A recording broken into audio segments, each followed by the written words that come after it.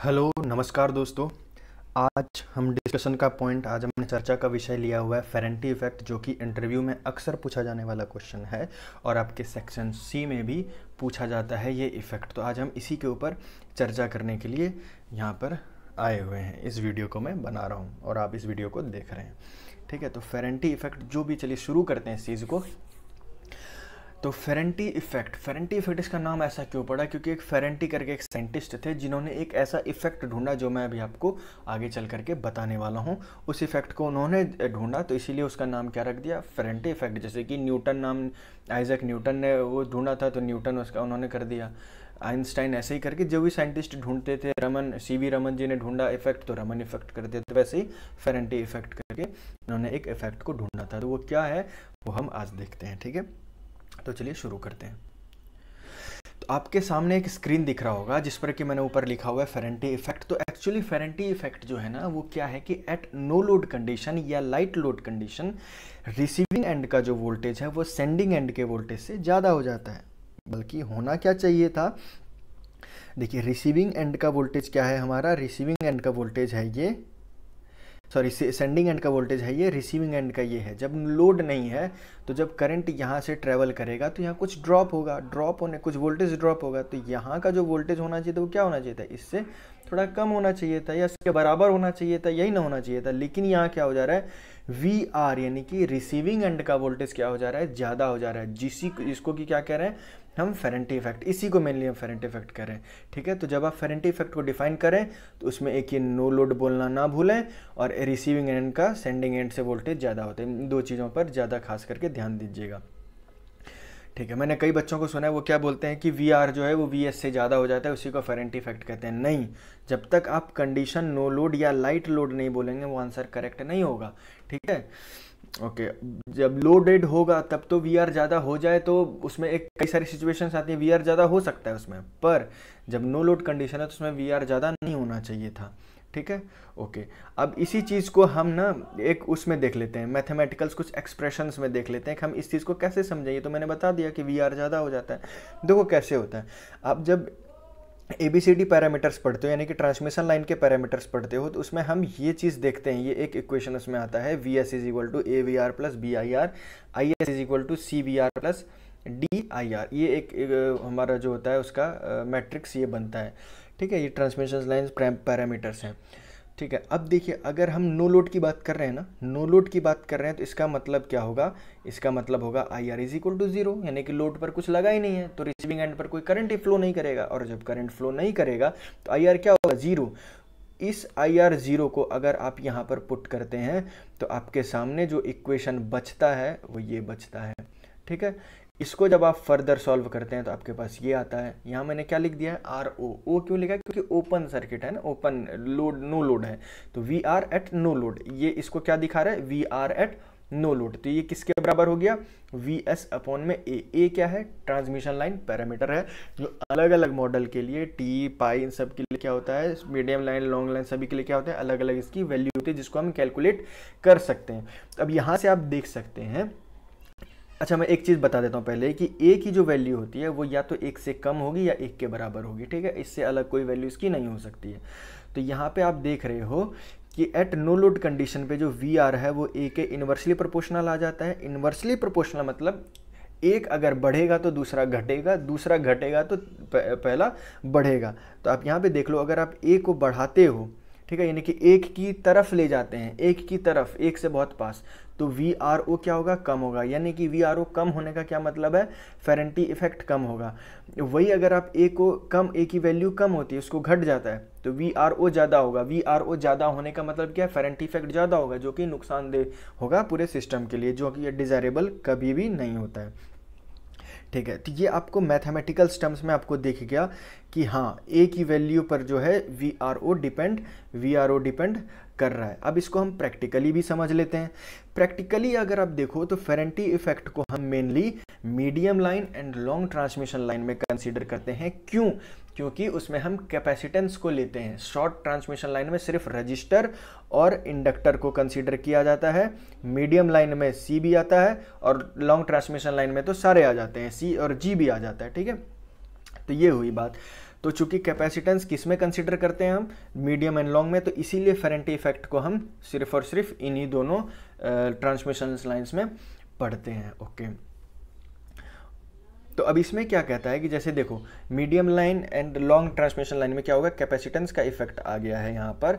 तो ये जो कैपेसिटेंस है ये क्या करता है, ये ज़्यादा लैगिंग वॉर्स को डिलीवर करने लग जाता है as compared to reactive power consumed by the transmission lines inductance.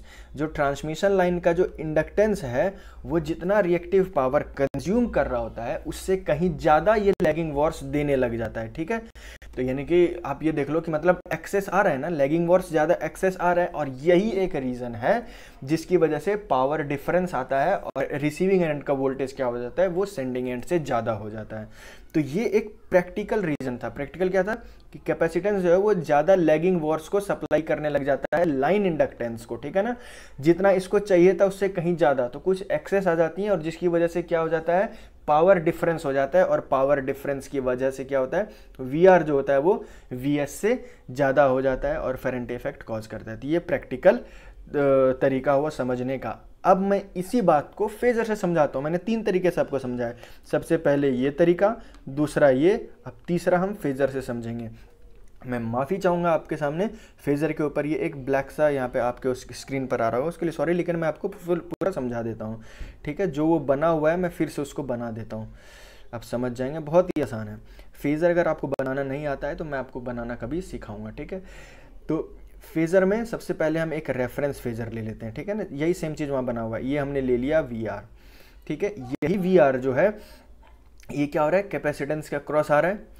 ठीक है ना, कैपेसिटेंस का क्रॉस यही वाला वी आर आ रहा है हमारा, ये वी आर जो है किसके, इसी के क्रॉस है ना। ठीक है, अब देखो जो भी यहाँ से करंट आ रहा है, यहाँ पर तो करंट जीरो है, आई आर जीरो है ना, जो भी आई एस आ रहा है वो क्या घूम करके इधर चला जाएगा, यानी कि आई एस जो है वही आई सी है और आई सी जो है वही आई एस है।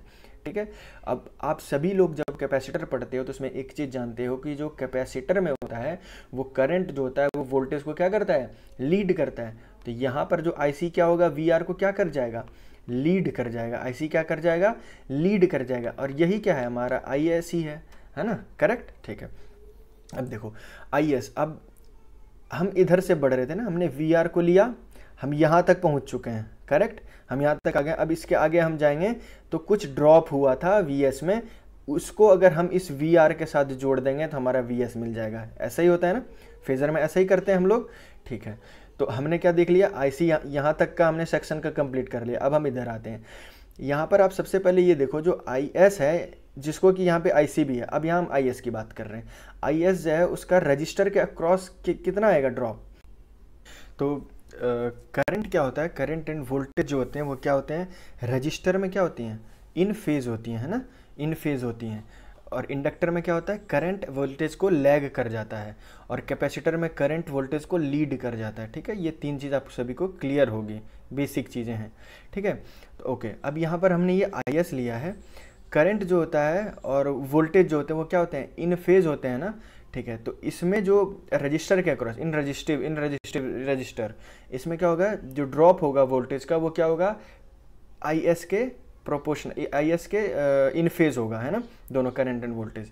ठीक है, यानी कि इसी में कहीं पर आएगा कुछ, है ना, राइट, इसी में, इसी लाइन में कहीं पर आएगा। इसी चीज़ को मैं यहाँ पर ड्रॉ करता हूँ। ठीक है ना, मैंने ऐसे ड्रॉ कर दिया, ये हो गया IS, सॉरी IS, IS थोड़ा एक्चुअली मेरे पास कुछ ऐसे रिकॉर्ड करने के लिए नहीं है, मैं फ़ोन पर ही इसको रिकॉर्ड कर रहा हूँ। यहाँ पे ISR है, ठीक है ना, ISR है, आप समझ जाइएगा, ISR है।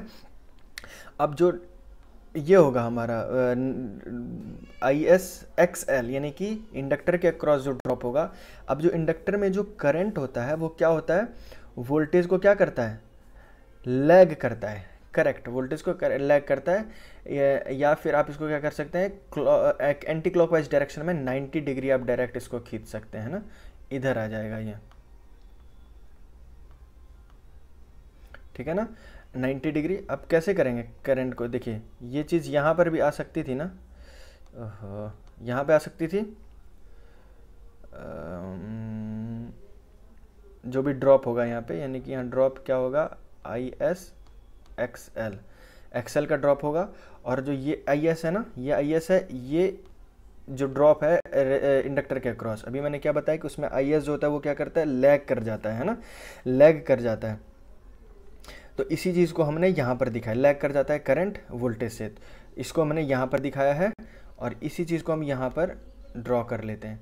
देखिए अब हम क्या कह सकते हैं, V R plus I S R plus I S X L, I S X L plus I S X L, एक second, I S X L यहाँ पर आया, आई एस एक्स एल, इन तीनों को अगर आप जोड़ देंगे तो वो क्या बनेगा, वी एस, है ना, वी एस। यहाँ पे थोड़ा ड्रॉ करने में दिक्कत आ रहा है इसलिए थोड़ा घिचपिच हो गया है।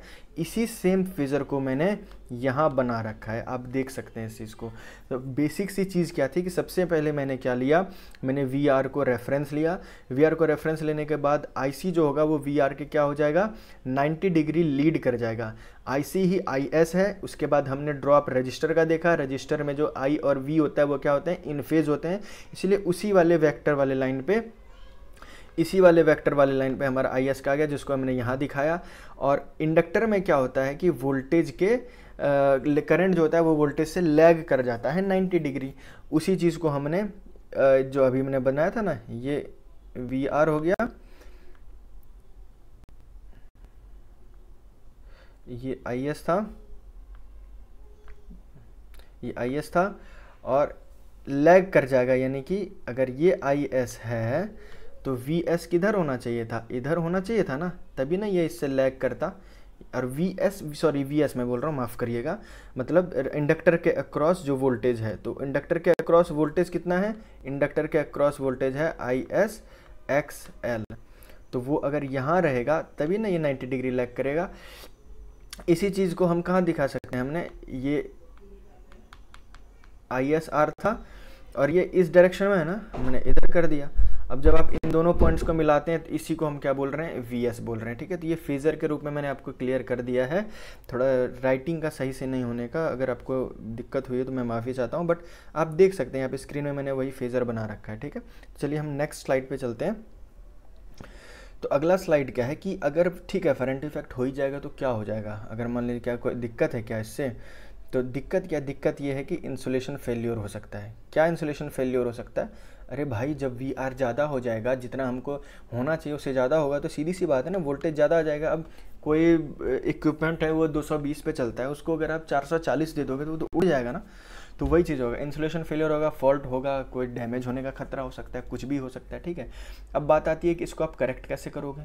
इसको करेक्ट आप कैसे कर सकते हो, शंट रिएक्टर या शंट इंडक्टर को कहाँ पे, end of the transmission line पे आप कनेक्ट कर सकते हो, ठीक है। क्यों करोगे आप, देखो अभी मैंने क्या बताया आपको, यहाँ पर जो ये कैपेसिटेंस का जो इफेक्ट आ रहा था, यहीं पर आ रहा था ना, यहीं पर कैपेसिटेंस का इफेक्ट आ रहा था, राइट। तो ये जो कैपेसिटेंस है ये लाइन इंडक्टेंस को ज़्यादा लैगिंग वॉर्स दे रहा था, जितना चाहिए था उससे कहीं ज़्यादा दे रहा था। तो जो ज़्यादा था एक्सेस वी ए आर जो था, वी ए आर एस जो था, उसकी वजह से क्या हो रहा था कि हमारा पावर डिफरेंस हो रहा था और वी आर हमारा बढ़ जा रहा था। अगर हम कुछ एक ऐसा चीज़ लगा दें जो वो एक्सेस है उसको कंज्यूम कर ले तो फिर वी आर बढ़ेगा ही नहीं। उसी के लिए हमने क्या करा, रिएक्टर, शंट रिएक्टर को हमने end of the transmission line में कनेक्ट कर दिया। तो ये क्या करेगा, जो भी एक्सेस होगा उसको क्या कर लेगा, कंज्यूम कर लेगा, उसको खा जाएगा, ठीक है ना, जो भी एक्सेस था। और जहाँ एक्सेस ख़त्म हो गया, जहाँ जो भी ज़्यादा अधिक था वो अगर ख़त्म हो जाएगा तो फेरेंटी इफेक्ट होने का बात ही नहीं बैठता है, ठीक है। तो अब आप जो ये रिएक्टर लगाओगे ना, ये रिएक्टर लगाओगे, इंडक्टर लगाओगे, इसका कुछ आप रिएक्टेंस निकालोगे, राइट। इसका कुछ आप रिएक्टेंस निकालोगे ना, कुछ इतने रिएक्टेंस का लेना भाई या इतने उसका लेना है ना, राइट, ऐसा ही होता है ना, इतने रिएक्टेंस का लेना। वो हम कैसे डिसाइड करते हैं, इस फॉर्मूले से डिसाइड करते हैं, X L S H. X L means inductive reactance, S H means जो शंट में इंडक्टर लगा है उसका inductive reactance is equal to B upon 1 minus A. B और ए वही हैं जो आप ABCD पैरामीटर्स में पढ़ते हैं, ठीक है। अब यहाँ पे देख लीजिए, एक ये भी नॉर्मली हम क्या पढ़ते हैं, X L is equal to 2 pi F L, right, 2 pi F L पढ़ते हैं ना। तो वही चीज़ है यहाँ पर मैंने लिख रखा है, 2 pi F L S H. जो इसका इंडक्टर वैल्यू होगा ना, इसका जो इसका इंडक्टर वैल्यू होगा उसको आप 2 पाई एफ यानी ओमेगा के साथ आप मल्टीप्लाई कर दीजिए। अब यहाँ पे ए को फाइंड करने का एक और फार्मूला है, राइट। ए को फाइंड करने का एक और फार्मूला है, क्या फार्मूला है, सॉरी, ए को फाइंड करने का एक और फार्मूला क्या है हमारे पास, A is equal to 1 minus beta dash square upon में 2। बीटा यहाँ पर क्या है, beta dash is the total electrical wavelength, ठीक है। टोटल इलेक्ट्रिकल वेवलेंथ मतलब जितने लेंथ की लाइन है ना उस टोटल का वेवलेंथ कितना है, ठीक है। तो बीटा का फॉर्मूला क्या होता है, beta dash is equal to 2 pi F L upon में V is the velocity of the signal in metre per second. And अब यहाँ पे एक चीज़ देखना, इसी को मैंने क्या किया है, इसी को मैंने यहाँ पे शॉर्ट किया हुआ है 2 पाई एल अपॉन में लैम्डा। लैम्डा क्यों किया है, क्योंकि v इज इक्वल टू होता है लैम्डा एफ। अब अगर आप v की जगह लैम्डा एफ रखेंगे ना तो ऊपर वाले f से नीचे वाला f कैंसिल होगा और लैम्डा बच जाएगा, तो ये निकल करके आ जाएगा, करेक्ट। तो ये हो गया हमारा, ये हमने देख लिया कि उसका इफेक्ट क्या होगा, उसको करेक्ट कैसे कर सकते हैं। अब जो एक बात रह जाती है वो है कि किस वाली चीज़ में किन किन नेटवर्क में कम होता है फेरेंट इफेक्ट, किस में ज़्यादा होता है, ठीक है। तो मैं आपको चूँकि इस चीज़ पे ज़्यादा डिटेल से बात नहीं करेंगे क्योंकि हम इस पर फेरेंट इफेक्ट कर रहे हैं, हम यहाँ पे सिर्फ ये बताएंगे कि किस में ज़्यादा, किस में अच्छा होता है, किस में फेरेंट इफेक्ट कम होगा और सारे ओवरऑल चीज़ें हमें अच्छी मिलेगी। तो वो होती हैं पाई नेटवर्क, वो होती हैं पाई नेटवर्क। वो कौन सी नेटवर्क होती हैं, वो होती हैं पाई नेटवर्क।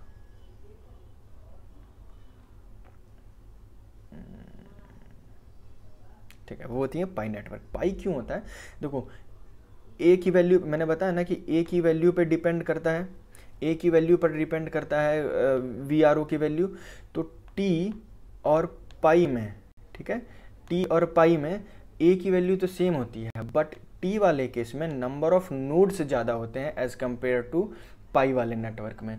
तो जब नंबर ऑफ नोड्स ज़्यादा होंगे तो हमें इक्वेशन ज़्यादा सॉल्व करनी पड़ेगी, नेटवर्क में आपने पढ़ा होगा, और पाई में कम इक्वेशन सॉल्व करनी पड़ेगी, लेस हमारा क्या लेंदी कम पड़ेगा, तो इसलिए हम पाई को ज़्यादा कंसीडर करते हैं, ठीक है। जब आप मॉडल्स नेटवर्क से पढ़ते हैं तो उसमें पावर सिस्टम में इन तीन चीज़ों का जिक्र होता है अक्सर, sending end condenser, T, pi and receiving end. देखिए सेंडिंग एंड में जो होता है ना फेरेंट इफेक्ट बिल्कुल भी नहीं होता है, ऐसा सिर्फ और सिर्फ कागज़ पर दिखाया जाता है। जब आप सेंडिंग एंड कंडेंसर मान करके सर्किट का बनाएंगे आप अपने कागज़ पे, तो उसमें दिखाएगा कि फेरेंट इफेक्ट जीरो है, बट फेरेंट इफेक्ट जीरो कभी नहीं, जीरो नहीं होता है, होता है वहाँ पे फेरेंट इफेक्ट। तो यानी कि ये समझिए आप कि कोई एक ऐसा सर्किट आपने बनाया है जो ये कह रहा है कि फेरेंट इफेक्ट नहीं है बट प्रैक्टिकली फेरेंट इफेक्ट है, तो क्या आप उस सर्किट को रिलायबल मानेंगे, आप बोलेंगे वो घटिया है। तो इसीलिए हम सेंडिंग एंड को कंसिडर ही नहीं करते, ठीक है। अब आ जाती है बात टी और पाई। टी और पाई में चूँकि ए का वैल्यू सेम है और ए का वैल्यू सेम है प्लस पाई को हम इससे ज़्यादा कंसिडर करते हैं, उसका मैंने रीज़न बताया। रिसीविंग एंड में सबसे ज़्यादा हमारा मिलता है फेरेंट इफेक्ट, ठीक है, फेरेंट इफेक्ट इसमें सबसे ज़्यादा मिलता है। तो ओवरऑल जहाँ भी क्वेश्चन पूछा जाता है ना, ये receiving end and sending end इस पर क्वेश्चन कम पूछा जाता है, T net and pi network को लेकर के ही प्रश्न बनते हैं, ठीक है। तो यहीं तक था ये लेक्चर, आशा करता हूँ कि आप सभी लोगों को समझ आया होगा, ठीक है। इसमें